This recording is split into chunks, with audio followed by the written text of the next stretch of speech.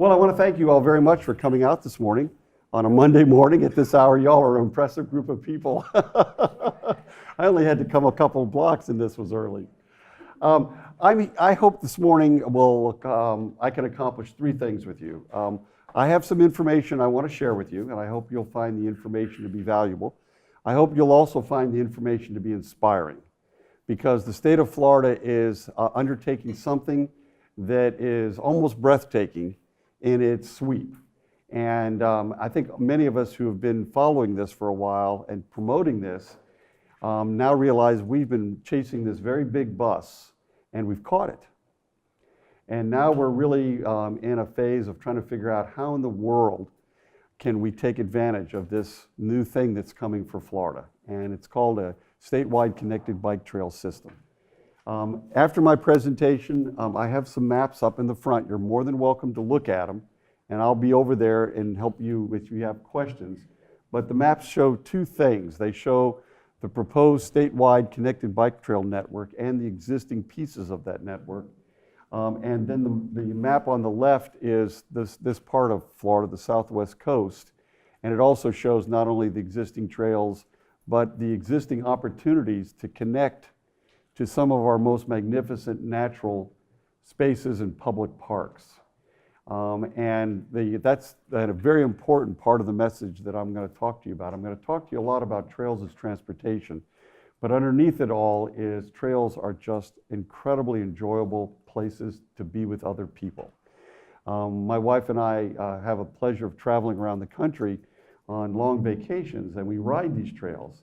And the one universal among them all is the people who are on the trails using them, but either walking, biking, strolling, are almost always smiling. We need a lot more of that in our country right now. Okay, let me get started. We're with the Florida Greenways and Trails Foundation. We're an all-volunteer organization. We have a board of directors of volunteers, and Kristen Collins is our representative from Southwest Florida. And I want to thank Lee Health for letting her be part of our effort, and for the Southwest Community Foundation for helping to support her presence on our board. And what I want to talk to you about today is a couple of things that don't seem to really go well together, but they really do. We're trying to create a 21st century trail system for the state of Florida. And I'm going to show you a lot of examples of trails and other states that are building trails and what they look like, so you'll get an idea of this. But it's really connecting local trails into a regional transportation network. That's what's going on now that's changed the whole game. But as the bottom panel shows you, these trails are part of larger lands called greenways. And greenways work for lots of purposes, and they work for wildlife just as well as they work for walkers. And then where the money's coming from is the top black panel. And we're talking about paved trails for recreation, transportation, and if we do it right, economic development. Economic development. These trails are incredibly popular, and the travelers coming in from out of state and out of country to ride them is it's mind-blowing, and I'll share some numbers with you. Okay, paved trails for recreation, transportation, economic development. Let's get into it. Just want to thank our corporate sponsors. We have a number, some from this area. Thank you all very much. We couldn't do this without you, so I appreciate it very much. And then our mission is real simple. We're an advocacy group, and we want to help create a statewide system of trails and greenways. Statewide system of trails and greenways. Right now, I think we're the leading advocacy organization for all types of non-motorized trails, and they come in a variety. So, and you'll see more of these. We support paddling trails, including one that you've probably never heard of, the Circumnavigation Paddling Trail, which you can literally paddle from Pensacola to Jacksonville around the state of Florida on a marked path called the Circumnavigation Paddling Trail. And we have over 30 or 40 people a year who do this. Okay, imagine when we really start marketing that big. We also have hiking trails. We have one of 11 national hiking trails in the state of Florida called the Florida National Scenic Trail, 1,300-mile hiking trail system from the Big Cypress to Gulf Islands National Seashore. We also have an amazing array of equestrian trails. I mean, the equestrian season really starts in Florida and goes north as the weather gets milder. We have, and this sounds like an oxymoron, some of the nation's best mountain bike trails. And you're going to laugh and you're going to see a few. I'm going to show you a few, okay? So we have mountain bike trails in the state of Florida. And we have the new system, with the SunTrail system, which is an acronym for Shared Use Non-Motorized. I wish I'd thought of that. These are paved trails, both regional and local. And we support using these trails to access all of our public lands, especially our gold medal winning state parks and conservation lands. There is no better way to get people into the outdoors than to put them on a bike and take them to a beautiful place. And of course, we welcome your interest, your financial support. If there's any eccentric millionaires in the room that Sarah hasn't already reached, I hope you'll come up and talk to me later. We could use your help. Okay. They're all on the front row. They're all on the Good. I appreciate that. I'll focus on these people later. All right. Now, when we talk about trails, this is what most people think about. They think about this kind of trail as recreation. And wouldn't you rather be out there doing that right now? Everyone in the room's nodding, okay? You know, Florida is an exotic and extraordinary place. And we haven't really fully figured out yet to the rest of the world how exotic we are. But these images give you a glance of it. How many places can you hike for 30 miles in water? The Big Cypress Trail, the national trail on the top right. I'm going to show you that. But this is how people think of recreation. We're going to talk a little bit more about that. But I got to give you a few definitions first. First of all, a greenway is a land corridor. Think of it as a long, skinny land corridor that allows safe, non-motorized passage of people and wildlife. Okay, trail is the actual footpath or paved surface within the greenway. Okay, so the skeleton is the trail, the body is the greenway, the flesh around the trail. And increasingly, you'll see this word, a blueway. What's a blueway? Well, blueway is pretty obvious. It's a water corridor, and most people think of blueways as rivers, okay? But we don't have to build those. Those are a gift directly from creation, and we get to enjoy them, okay? Greenways, trails, and blueways is the vocabulary we're going to be using today. Now, Florida is blessed with over 700 miles of some of the most interesting paddling you'll find anywhere in the nation, and it's available for the inexperienced. You've seen these scenes. They're magnificent and unparalleled. Okay, so we have paddling trails in Florida.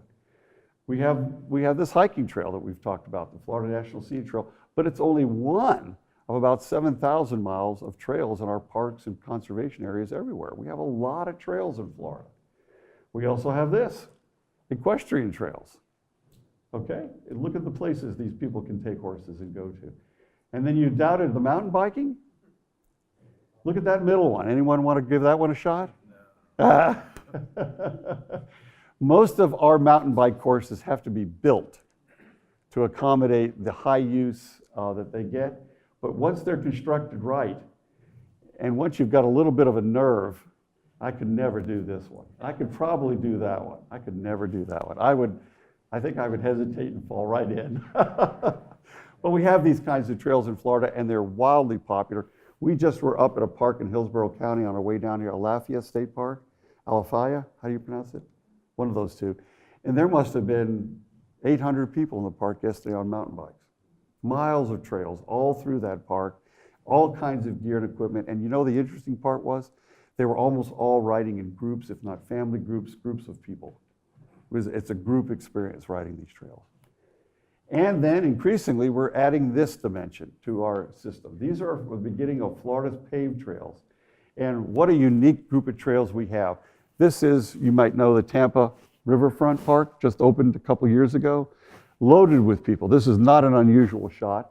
This is a little spur out to near Ingalls, Yankeetown, that goes out to the Withlacoochee Bay. This, of course, is nothing other than the Overseas Highway. And the old Flagler Railroad on the right side is being converted into a railroad corridor, or rather into a bike corridor that'll go all the way from Key Largo to Key West. It's about 80% done. Amazing. And then we have miles and miles of these beautiful trails through hardwood hammocks and swamps all over Florida. And if you don't think those are fun places to ride a bicycle, you know, you've been in your car too much. Okay. What do all these things have in common? They're all recreation and they're all fun. You can't spend a bad day in the outdoors doing this and not have a good time. This is the latest incarnation of all this. If you drive I-75 up toward Ocala, you'll pass under this thing. So what is this thing? This is one of the first land bridges in the state of Florida. This was built over I-75, and it carries horses, hikers. Half of it is now paved, so you can ride your bicycle across it, and wildlife. My wife and I were there on the dedication of the paved system, and they had a camera crew set up on the west side, and the cameraman was saying, and do wildlife really use this corridor? And yeah, these things happen. A mother bear and 2 cubs came out of the woods, walked across the trail, and there it was, okay? Yes, they do. Because you could imagine the obstacle that I-75 represents to an animal. I mean, you try to run across that highway, not try to drag 2 bear cubs across that highway, okay? So these land bridges are increasingly being built. They're out there, and they're an important part of all this connectivity that we're starting to talk about. Multi-use trails, land bridges. All right, now I want to change the pace of this, because now what's changed is we're starting to think of these trails not just as recreation, but now what they really are is transportation. And you're going to see what's happened recently, but all around America, states are beginning to gather up these and create these local trails, link them into trail transportation networks, and they're beginning to change our communities in really fundamental ways that I don't think fully anticipated when we started doing this work a number of years ago. So now we're talking not trails for recreation, but trails for transportation. How is this possible?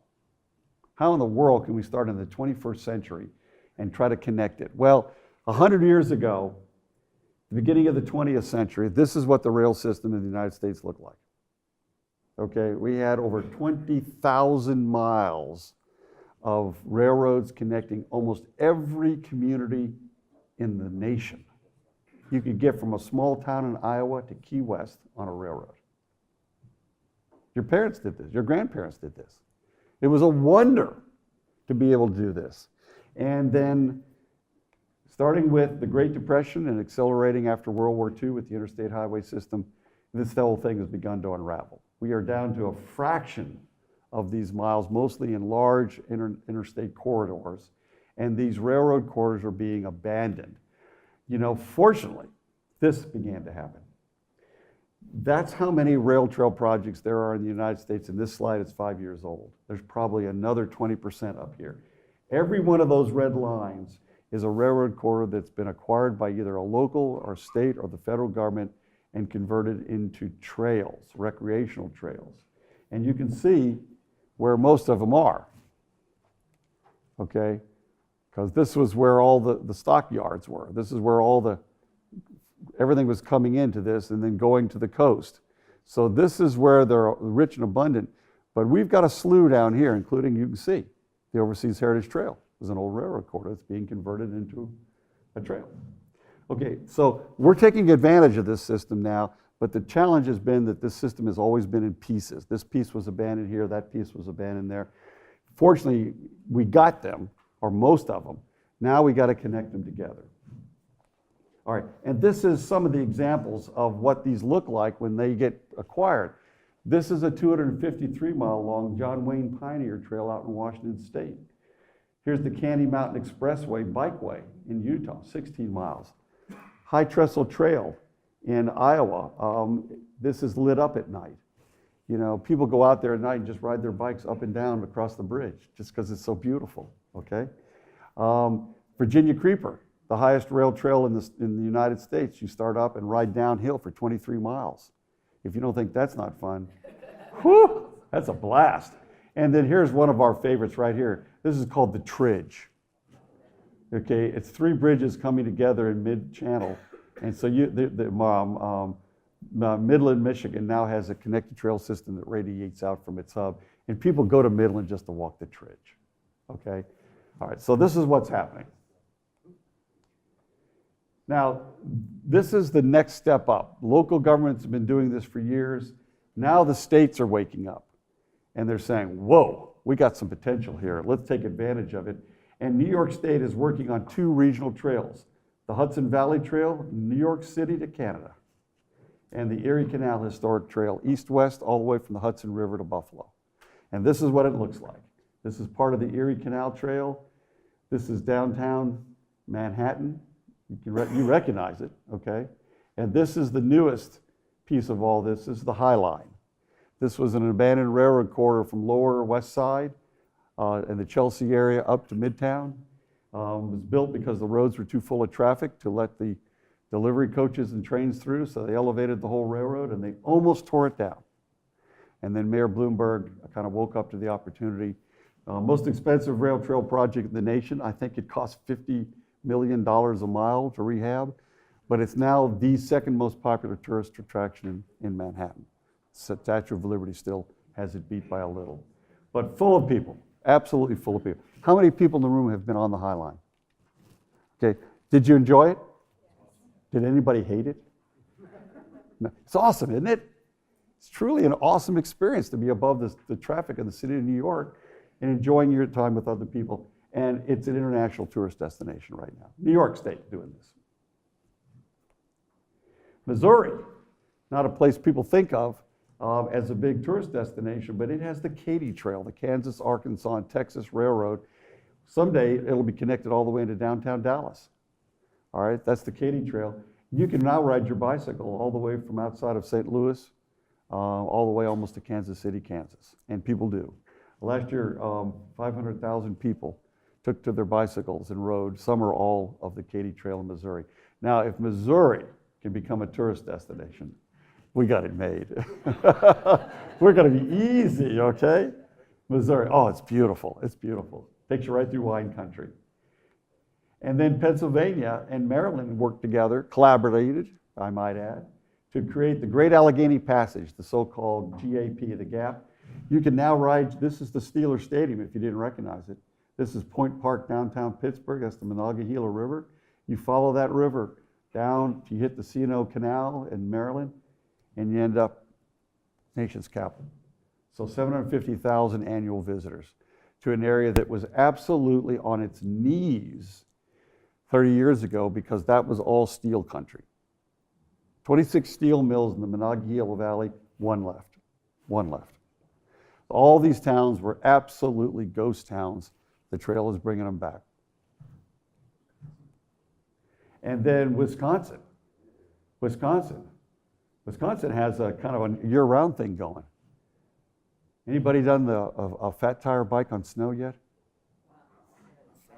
You see that one? I just read this in the Wall Street Journal a couple of weeks ago. They had an article on this in Colorado.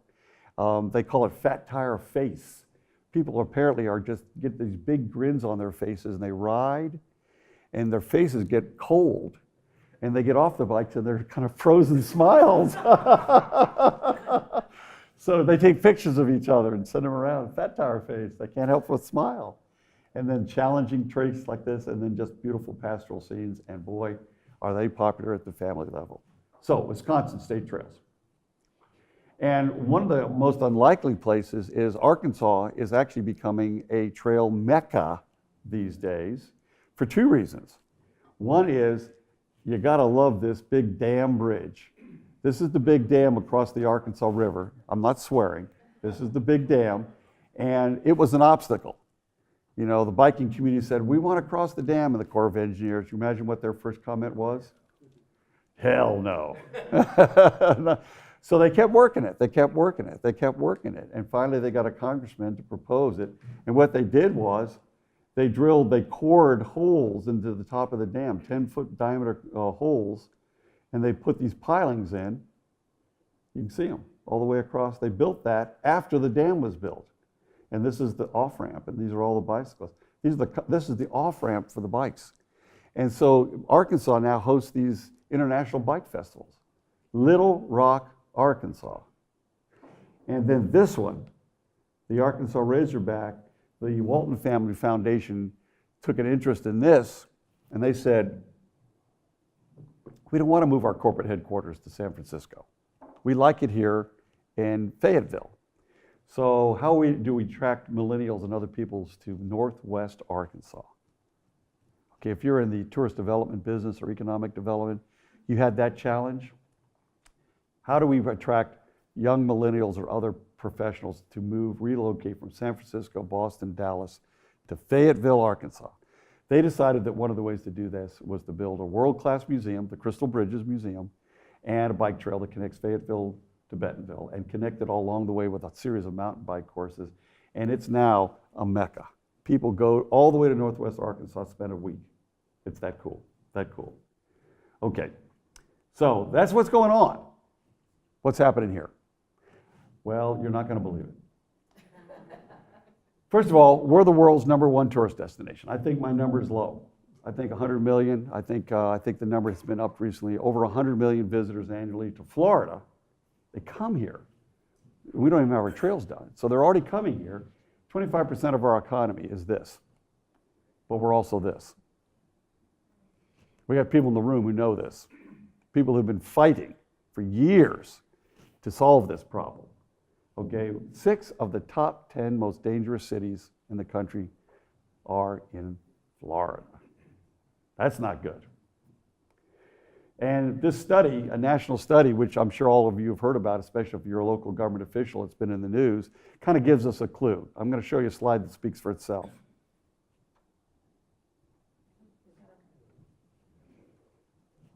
Do you know this intersection?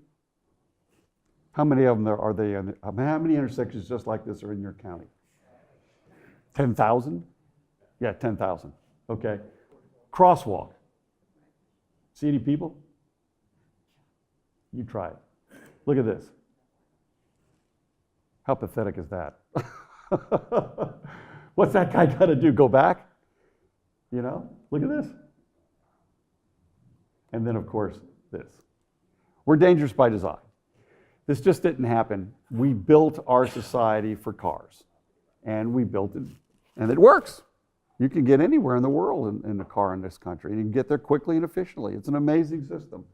But we didn't build it for bicycles, and that's what we're about to try to fix. So here's some good news for you. We're dangerous by design, but we're aware of the problem. And all the way from the governor's office through the Florida legislature, the FDOT, and the local MPOs, they all know we have a problem and we got to build our way out of this thing, okay? And they are hard at work, and let me tell you, right now, they're our greatest allies. Department of Transportation and the MPOs, they're the ones that we tend to go to. They don't always get it right, but they're working very hard and they're spending a lot of money trying to help us get it right. All right, then in 2014, Complete Streets, which some of you in the room may know, it became state policy. We're going to build our roads differently. We're going to try to make them more friendly to people and other forms of use. And then in 2015, the game changed. The Florida legislature passed the Sun Trails legislation that I mentioned earlier. And it's a new program in the Department of Transportation. And they said to the department, and I'll show you a map of this so you can visualize what I'm talking about in just a second. They said, go out and start connecting these local trails together into a state transportation network. And we had the good advice of a couple of experienced legislators who said, and how about if we put $25 million in that legislation so the DOT has it annually in their base budget? You don't have to go back to the legislature every year. And they did that. So $25 million comes out of the Florida Transportation Trust Fund. When you pay your gas taxes, unless you're driving a Tesla, shame on you. Isn't that funny? You know, they're not paying gas taxes, and yet they're fuel efficient beyond belief. Anyway, we have $25 million going into these trails, and you're going to see what it's doing all around the country. We're now linking our local trails into regional transportation networks.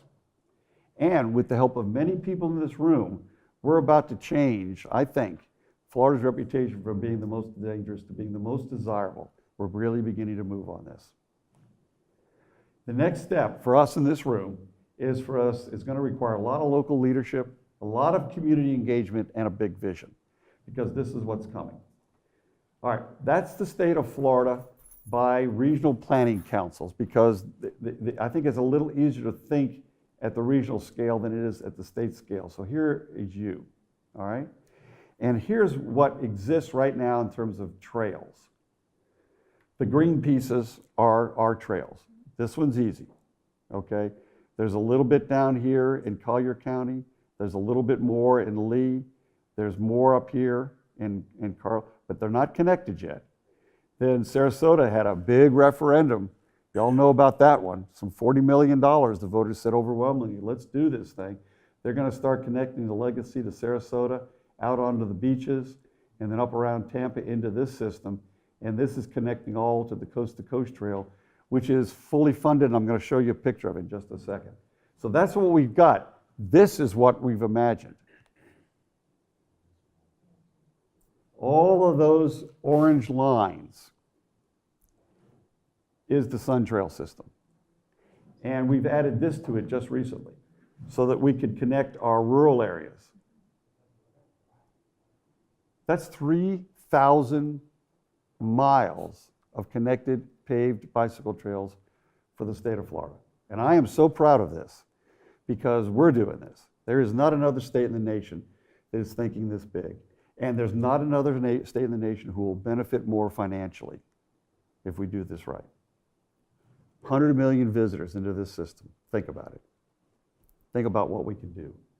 All right, so there are just a couple more quick ones. This is the names of the councils, just in case you need it.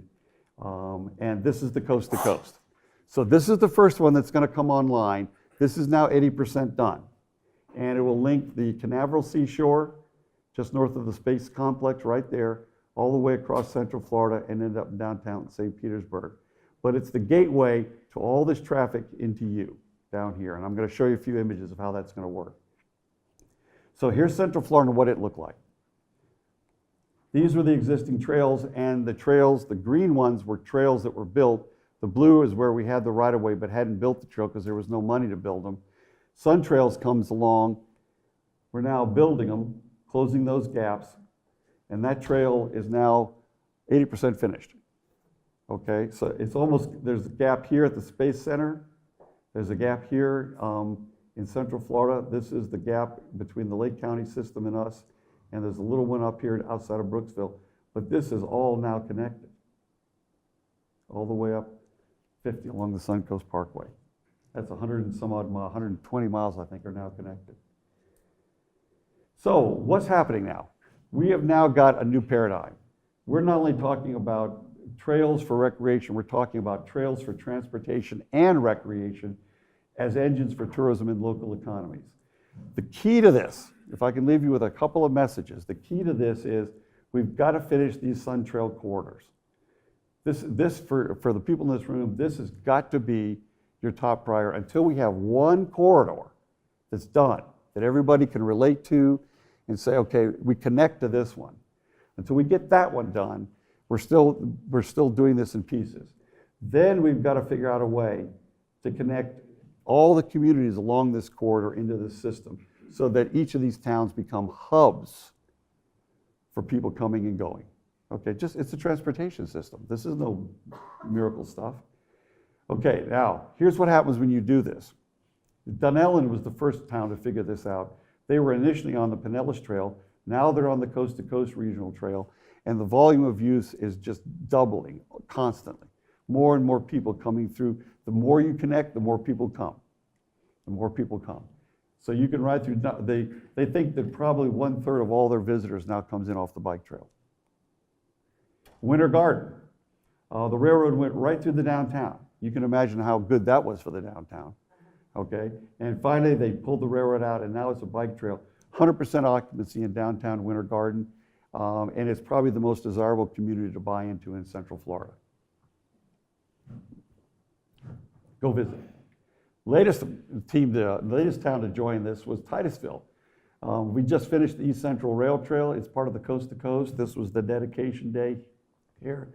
They've designated themselves a trail town, and this is what's starting to happen. People are coming to visit Titusville because of the trails, and they're stopping to watch the space shuttle launches and everything else that those people have got. What a viewing platform, huh? Imagine building that. They thought it was a bridge. Turns out it's a viewing platform, okay? And then this is the latest one. I never thought this one would happen. Claremont, Florida, citrus capital, is bringing the oops, I'm sorry. Let me go back. This is the Coast to Coast Trail coming in along their waterfront. That one has been finished for about 5 years, an absolutely beautiful ride along the water. This is all public space out here. They've now re-engineered the trail to come up into the downtown to their new brew pub, and it follows through downtown and then connects back to the trail here and keeps going. So Claremont is now calling itself a trail town, and their city slogan is, "Meet us in the middle." They're halfway between both ends. Meet us in the middle in Claremont. That whole town's undergoing a rebirth. Here are you folks, and we're getting close to the end of this, so bear with me just a little bit longer. This is the coast to coast coming in to St. Pete. Pinellas is now building this. They're making a giant loop here. This piece, and I'm going to show you a picture of it, is the Courtney Campbell Causeway Bridge across the top end. So that's built. Here's the Tampa riverfront down in here. And then they're working on all of this. And each county is working on this with the DOT. So now I'm going to zoom into us. Oh, by the way, before I leave, this is the Courtney Campbell. So if you haven't seen this, this is worth a trip to Tampa just to see it. This is 60. This is State Road 60 coming across from the airport to Clearwater. And that is very rough traffic if you've ever driven it. It's very high-speed, rough traffic. And you saw them building this thing. Oh, no, they're going to build another 6 lanes out there. No, They built this. This is a first ever long-distance pedestrian-only bridge in the state of Florida. $25 million project. And the way they did it, and this is the lesson for one of the lessons I'm going to leave with you, the local governments with their DOT and their MPOs did a PD&E, a planning, development, and design on this project, but there was no money to build this thing. But they had the plans. And they put it on the shelf and they told DOT, and DOT said, oh, we'll see. And 2 years went by, 3 years went by, and at the end of one of DOT's fiscal cycles, they had one of these federal grants.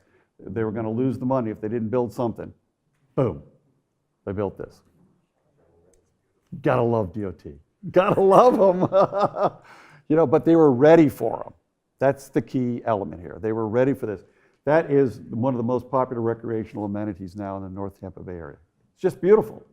How can you not love that? You saw the riverfront. And then now this is your neighbor to the north. The Legacy Trail is being connected. And that referendum passed, I'm told, because they weren't talking just about Sarasota. They were talking about North Port Charlotte and South County, okay?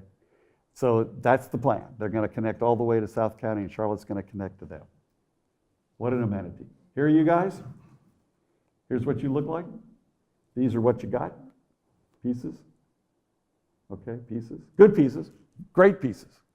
Don't just think because they're pieces, they're not important. They're critical to this whole thing. Here's what you're dreaming of. This would be the Gulf Coast Regional Trail. Connect all the way down to Naples, all the way back up to Port Charlotte, and then into the Legacy.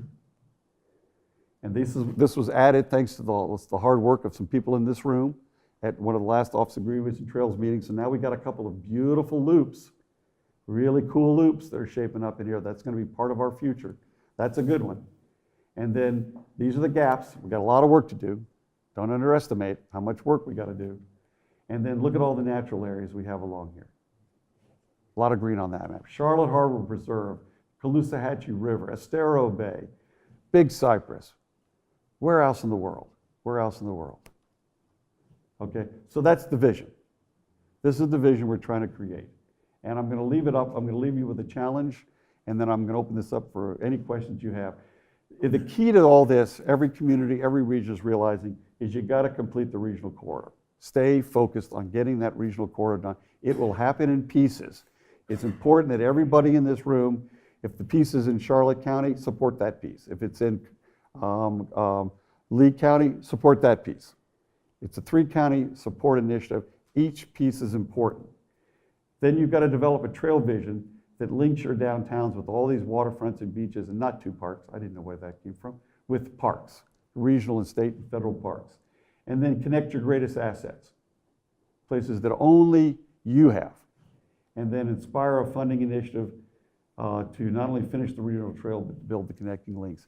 If you get the vision and you show people what you're going to do, they will vote for these measures overwhelmingly. We've seen it time and time again. We're not winning by slim margins, we're winning by 20, 30% in this day and age. So that's the challenge, that's the vision, and I'll just leave you with a few more just pictures. To me, this is the greatest thing of all. Henry Flagler, in his wildest dreams, when he built this railroad, it was all about commerce, never thought that someday people would be bicycling to Key West. But they're doing it. Now, this is the challenge. This isn't being rehabbed yet. That's probably a $150 million project, but I'm telling you, in 20 years, we'll do it. we'll find the money and do this. It's just that amazing. And then this is my favorite engineering work, and I'm going to leave you with this one. Does anyone know what this is? Some of you have seen this slide before. Can you see what that is? That's a roundabout. Yes, it is. What's unique about that roundabout? Elevated. It's over the intersection. The Dutch did this. There's a center stay that is hung over the intersection. They call it a floating roundabout. And this is what makes us different than transportation. This can be built for a fraction of what it would have taken to re-engineer this intersection for bicycles. So let's just separate them. Let's put them up here and you can see them. Pretty cool. Okay, you're not having to carry 100-ton trucks or 10-ton trucks. So we can build these things. All right, so that was the message. I hope that informed you. I certainly hope it inspired you.